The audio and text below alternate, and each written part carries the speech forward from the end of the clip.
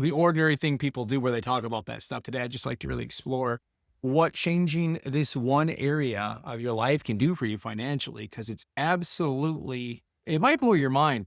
So one of the things I like to do when I'm having a conversation with folks on a sales call, and they'll say, "You charge $1,000? How can you charge $1,000 to help me quit smoking? That's so much money." And very quickly they realize it's a steal, that I should be charging them way more. And it's awesome. But to get there, we got to take a step back and get some numbers for it to make a little bit of sense. Now, I don't want to get too heady and weird when we're doing that. Let's just keep it really basic. So let's say a pack of cigarettes is going to cost you $7. You're spending roughly $2,500 a year. So you're smoking a pack, a little over a pack a day. Our aiming point now is $2,500. Now, most of the people I work with have been smoking 2, 3, 4 decades, sometimes longer, right? But typically it's been a while. Usually people in their late 30s, early 40s want to quit. Typically people pick it up around 16, ballpark, when we look at the available data. So that would mean you spent what? If you're spending $2,500 a year over 10 years, that's $25,000 every decade. And if you've been doing it for 3 decades, you've spent $75,000. And sometimes those numbers don't mean anything to people. So one way I like to contextualize it is say, what would you do right now if you had $75,000? You literally could have it right now. You could have $75,000 if you didn't give your money to a tobacco company and you just put it in a bank. Or if you were really smart, which none of us are smart enough to do this at the level we want to, if you would have put it in like an index fund or something, or some type of an investment that would appreciate in value, that would be worth so much money, because you're also slowly accumulating a mass amount of money in a financial instrument, but then you've got 30 years looking at this thing. So it's going to explode. And sometimes when people take a step back and they look at it, that I'm not costing you money, that's costing you a ridiculous amount of cash, and it's cash you can't get back. And if you don't quit right now today, it just continues on. Let's say you live another 30 years, even though you keep this habit, and you just get there. You're lucky, right? And it works out for you. That's another $75,000. And we're not accounting for the lost value of not accumulating it in some type of an asset, right? Some type of a financial instrument where it would just be outrageous. So the financial areas with this are things you just really can't lose. Investing in yourself in this area is one of the most important life-changing decisions you can make, bar none. There isn't something else. And we're only looking at one very narrow piece of this. We're just talking about the financial side. The health side is remarkable, right? And people keep hoping and praying and trying to argue with all the data we have, suggesting that, hey, maybe it's not as unhealthy as we've been led to believe. We know it's worse than that. And now you see this invention called vaping, and folks now are trying to waffle back and forth with whether or not maybe they should use that as like a tool to quit. And some people do that and they're great. They get free of it eventually.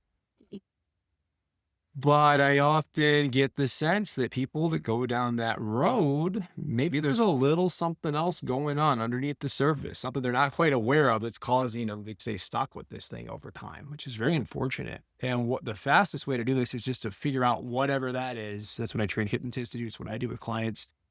And once we help people get a better sense of what this thing's really about, they can make different choices. They can change their life very quickly. Oh, we got some messages here. I'll take a quick look. If you have questions, just fire away. I'll go off what you all are interested in too. I don't want to just talk at people. That's really boring for me and for you. But I think another angle on this with the health, there's a financial aspect to that too. It's really sad. Like some of the most expensive operations people have to get here in the state of Michigan, it's like they're over $68,000 for the individual. It's crazy. So you're stacking cash, and I could belabor this point. I could go into even more detail about why financially it makes sense for you. But typically, it's an emotional decision we're making. It's not so much about the logic. If it were a logical thing, nobody would ever pick this up, right? You wouldn't do it to hang out with your friends or to feel some weird type of connection with somebody a long time ago when you made that choice. You go, that's a trap. I'm not going to fall for that. But we're not always like that, are we? We tend to make irrational decisions, and I'm as guilty of that as anybody, I'll tell you. Okay, this question says, what about weight gain? I quit smoking and I gained 15 pounds last time. Let us know how long you were smoke free. I would love to hear that. And congrats for getting free of it for a while. So let's stick on your point here, though. When it comes to weight loss, it's completely avoidable. It's not causal. But quitting smoking is not the thing that causes the weight gain. It's usually the snacking and using the snacking as a coping mechanism.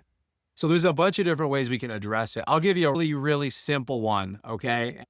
But it's not going to do anything if you don't implement it, okay? You can hear this stuff, but if we don't do it, it's not going to work. So the easiest thing to do, I call it the 5-5, right? The 5-5, pick 5 healthy foods you enjoy. I had to get my hand on the camera there. And 5 fun ways of moving. What are some physical activities you like to do? And they have to be enjoyable. Foods that are healthy and enjoyable. Don't do, if you don't like asparagus, don't put that on the list. That's going to waste your time. Okay. So make a list and then obviously go to a doctor and get things checked out. Cause don't sue me. I won't give you a dime. Right. That's your warning. And okay, say, here's the 5 healthy foods I'm going to snack on. Here's the 5 physical activities I'm going to start doing consistently. And don't leave it to chance. This is a big mistake I've made. And everybody, top performers I know make this mistake. Put them into your calendar. So Wednesday night at 7, I'm going to learn how to do the cha-cha, or I'm going to learn kung fu, or whatever the thing is that you like. If the weather's nice, I'm going to go walking. I'm going to walk with a group of people. That'll get you a connection. You'll quit smoking faster than you realize. Hard drugs melt away. The addiction of hard drugs go away quickly when you have connection with other people. It's amazing how that works. So go ahead, that's a really simple way to take it on, and it starts to put you in the driver's seat. These are things you can control. A side note here, I actually had this checked factually because I have a friend who is a hypnotist, but he's also an amazing nutritionist out of upstate New York. And he did the caloric math, and he found that people only avoid intaking about 100 calories when they smoke. It's not nearly the appetite suppressant that we've been led to believe. But it's that craving and trying to satisfy that craving constantly that drives people nuts. So you want to avoid that. Don't fall into that trap. Really good question. I'm happy to dive into any more detail. If any that's unclear, just follow up or whatever. I don't care. More messages. Absolutely beautiful. Okay. What's this one say? Oh, about wellbutrin and farm. Okay. So I lump all those into a specific category. So the question is, what about using these other chemical solutions? So I think probably the most important thing to consider here is quitting smoking just a chemical problem? What do you think? You can comment your answer if you want to. Yes or no. Is it just a chemical problem? I've never had anybody say yes. And what I typically will ask people is, okay, what percentage would you say it's chemical versus something in the mind or feeling, mental, emotional? If you were to weight the conflict, so it's 10% logic, or not logic, sorry, 10% chemical, 20%, 50% chemical, I don't care what you put, and maybe it's half emotional. Whatever it is, typically people say they weight the emotions way heavier. If we don't solve the biggest part of the problem, it would make sense that when we look at the success rates of pharmaceutical drugs a year out, the results are less than what we're hoping for. And I don't want to discourage anyone. If you talk to a doctor and they said, do this, you should probably listen to the doctor.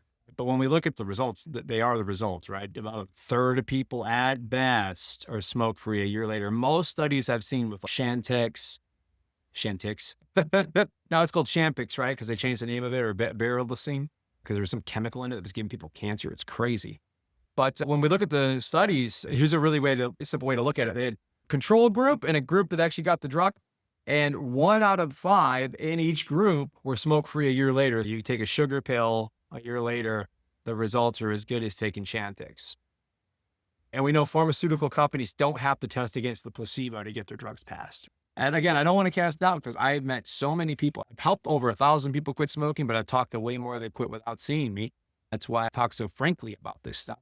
And so I know it does help those people, though. Some people, a year later, they're smoke-free. So listen to the stuff. But when I think about it, if we're not tackling this emotional edge, it doesn't feel like we're stacking the deck in our favor. It feels like we're stacking the deck out of our favor. And that's going to be that way with any challenge we face in life. We've got to get the internals right to make navigating challenges more easy and simple. All righty. Who else do we have here? Oh, what's up, Ren Ree? How's it going? Okay. Looks like there's no other questions right now.